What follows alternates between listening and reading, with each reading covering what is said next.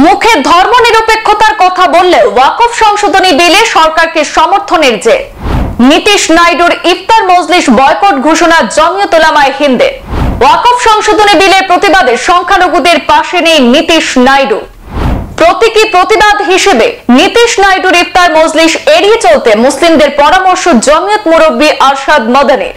শুধু ইফতার মজলিসই নয়, নীতিশ নাইডুর সমস্ত রাজনৈতিক কর্মসূচিতে অংশ না নিতে মুসলিমদের আহ্বান জমিয়তের।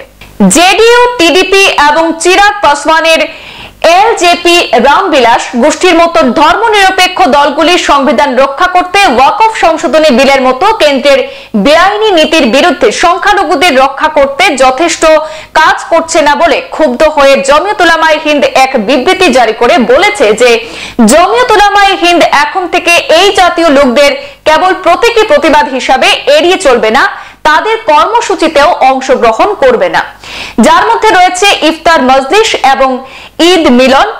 নীতিশ নাইডু ও চিরাগকে এড়িয়ে যেতে মুসলিমদের আহ্বান জানিয়েছে সর্বভারতীয় জমিয়ত উলামায়ে হিন্দ। জমিয়তের কেন্দ্রীয় সভাপতি মাওলানা আরশাদ মাদানি এক বিবৃতিতে বলেছেন, নীতিশ কুমার, চন্দ্রবাবু নাইডু এবং চিরাগ পাসওয়ানের মতো নেতারা ক্ষমতার লোভে সরকারকে সমর্থন করেছেন। তারা এখন কেবল মুসলমানদের বিরুদ্ধে সাম্প্রদায়িক শক্তির পক্ষে নিচ্ছেন না, তারা সংবিধান এবং দেশের আইন ধ্বংসকেও সমর্থন করছেন।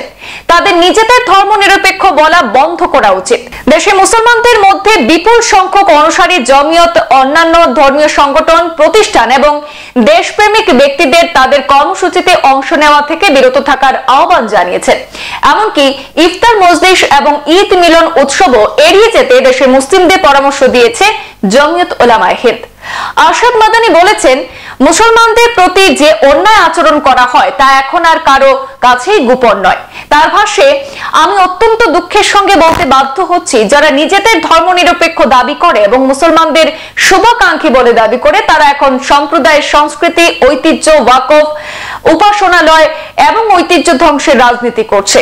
এই ধর্মনিরপেক্ষ নেতারা এখনো এই ধরনের জরুরি বিষয়ে মিডিয়ায় একটি সংক্ষিপ্ত বিবৃতিও দেয়নি। এই ইস্যুটি সামনে এনে দুঃখ প্রকাশ করেন আরশাদ মাদানি।